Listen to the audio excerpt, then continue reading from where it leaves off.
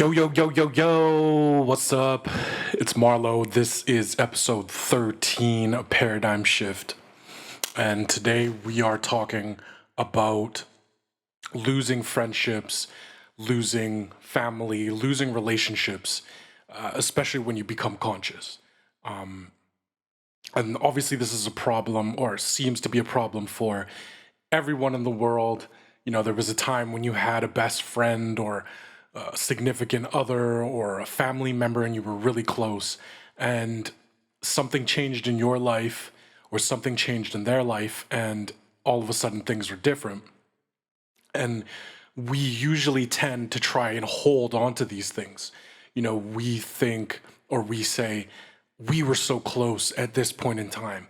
Everything was flowing. It was such a great time. I was just so happy. And now things are different. Maybe you don't see that person anymore. Maybe you feel like you're just not aligned anymore. You don't feel the same way, or your mentalities and spirituality, they're different. And I just want to say that it's okay, that losing relationships, that change, that things that are changing, it's okay. And we need to try and let go of these things and be open to basically new doors and new opportunities to meet different people. One great thing that you can do when you're losing a relationship is to not fight it, to not wish that person bad. Our energies are so much more, they affect people so much more than we think. They affect us and they affect the other person that you're thinking about.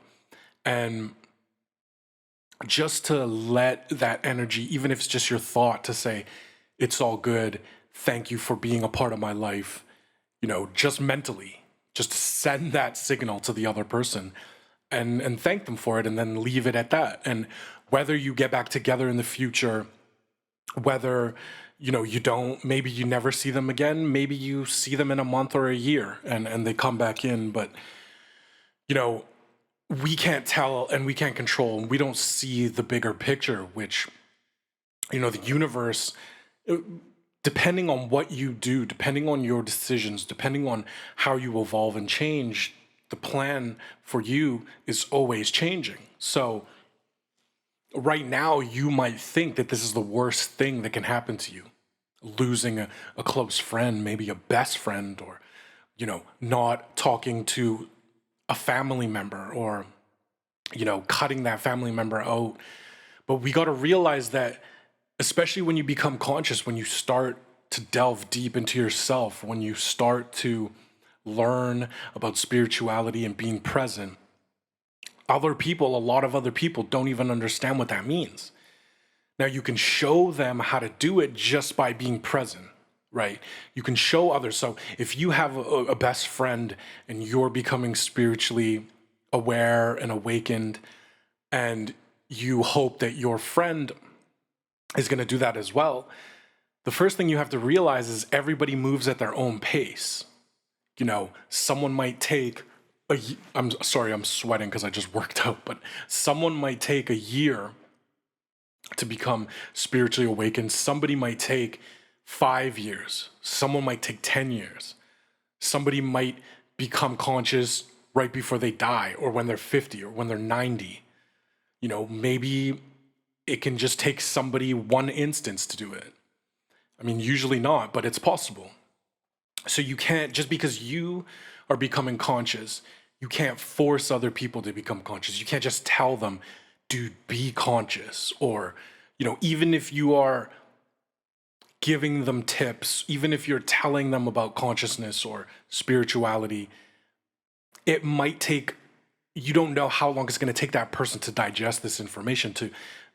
Maybe they don't want to, maybe they're resisting it, maybe they will never become conscious. But what can happen to you is, when you become conscious, you start to lose people who are very unconscious, who aren't the same mentality as you, who aren't at the same spiritual awakened state as you. And what Eckhart Tolle talks about is your friend group, your relationship group, especially when you become conscious, shrinks and gets smaller. Because when you were unconscious, you might just let anyone into your life without understanding because you might be so unconscious that those are the people you attract. And we were all in high school and we popularity was such a huge thing even after high school, in university, in office life, in anywhere, right? Popularity is such a huge thing. And it's not necessarily healthy. If you have 1,000 friends, but 99% of them are toxic people or unconscious people, that's going to affect you. The people who you hang out with are reflections of you. And that's not to say, especially with a family member, these are the hardest relationships to stay conscious in, is because you grew up with these people, especially your parents, right? And you have a way of interacting. Maybe when you were unconscious, when you were a kid, the way you interacted was very volatile, was very negative, or you fought a lot, or you bickered. And even when you start to become conscious, it can be so hard to remain conscious when you're with those relationships, those close family relationships. So what you can do when you have these toxic relationships or unconscious relationships is the only thing you can do is be present yourself. And you might start to feel that they are trying to set you off. They're trying to trigger you because that's how they interacted with you before, whether it be a parent, brother, sister, a spouse, or a friend. And if you continue to be conscious, if you don't react to that unconscious nature and become unconscious yourself, they will start to see it. They will realize, okay, this is not how I interact with this person anymore. Maybe they will become conscious as well. And then you can start. The best way to teach someone is to be conscious, right? That is the best way to teach somebody. You can talk to them all about the theories or about the things that you read, about, the videos that you saw. But in the end, not the only way, but the best way to show somebody consciousness is to literally show them.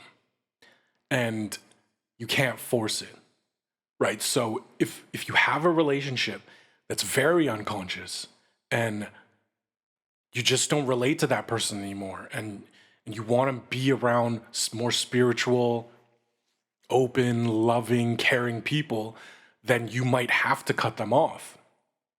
And what you have to realize is these relationships, sometimes, people have a part in your life. Sometimes it's to show you this is unconscious. Sometimes it's to show you beauty in life. Sometimes it's, to show you a part of yourself that you need to work on. Everybody has their place. So instead of looking at it as this huge loss, as this horrible thing, you can look at it as, thank you for coming into my life, showing me something, or being there for me, or the time that we had was special and amazing, but it's over now. And you can tell them that straight up. The best way to be in any relationship is to be forthcoming, to communicate, to say the truth, even if it's hard. I had a really good friend from around high school or a little after high school, and we chilled all the time and we talked about deep things and we went clubbing together and we played basketball, and he was my homie. And as the years went on, I started to become conscious and get into spirituality, and he didn't. In fact, he went darker and darker down, a path of unconsciousness. And, I'm not saying he's a horrible person, but I started to realize, I hung out with him a couple of times recently, not recently, but like in the last 2 years. And I always end up talking to him for a bit, hoping that he's become conscious, talking to him about consciousness, trying to be conscious around him. And there was no switch. There was nothing that showed me he was interested in being conscious or could even sustain it. Like there were times when I would hang out with him and we would be the best times ever. it would feel like I was in high school again and we were having the best time and it was just, you know, close homies. But that would only last for a little while. Then I would see that unconscious nature in him. And I just realized I couldn't do anything about it. And I had to cut him off. And I've cut him off like 3, 4 separate times in my life. But I always kind of wanted to check in on him and see how he was doing and hope that, okay, I didn't talk to him for a year. Maybe he has changed, but he hasn't. And that's okay for him. He has his own journey to go through. I can't force him. I can't be mad at him, right? People become conscious. Some people become conscious and then they get mad at everybody for not being conscious. It's like, dude, sometimes people will never be conscious. There's always going to be people in the world who aren't conscious. In fact, most people in the world are not conscious. They're unconscious, and some are very severely unconscious. Some people you might think are doing great things. They're fighting for a cause. They're trying to save the world, but they're unconscious people, right? So you have to really see that. When you become conscious, you start to see that even some people who on the outside are trying to do good things, if they are not conscious themselves, it doesn't matter what they're doing. It doesn't matter that they're trying to fight for a good cause, because you can't change the world if you're unconscious yourself. And the only way to start changing the world is to change yourself first. So that's another thing, right? I mean, now I feel like I'm at the point where I can start teaching people. I can talk to friends, talk to family members and tell them about consciousness. But I know that that's the most I can do. I can show them books. I can tell them straight up, these are the steps you have to take. There's some people who in my life have taken that step, which has been amazing. There's some people who haven't, that I'm still close with or friends with, but they're not so severely unconscious that I don't want to be with them or don't want to be in their lives or don't want them to be in my life. And I haven't cut them off. But there are some that I definitely have cut off. And it's not this thing where I'm like angry at them, like, we're done. It's over. You're not conscious. Like, it's not like that. And sometimes I can feel that way, but I really always try to project, like, I just think about the person and I tell them just through my thoughts, like, I hope you're doing well. Thank you for being in my life. It's all love. I really hope everything works out. And that energy transformation, it transforms you, but I'm telling you, that person feels it too. They might not really understand, this is Marlo sending me a message from his brainwaves, but that energy, it can communicate long distances. So, I mean, that's another thing. It's another subject to talk about, is the energy that you give out, right? We're such powerful beings that we can really affect other people, even if we're not with them. But that's another thing. So, yeah, relationships, they're hard, and especially ones that you grew up with and people that you had great times with in the past. If it's not working out now, you very might well have to cut them off, because it will affect you, especially if you're becoming conscious right now. So, yeah, that's the episode for today. If you have any questions, comment down below. If you like the video or want to hear more, subscribe and drop a like. I really appreciate you guys, and have a good one. Peace.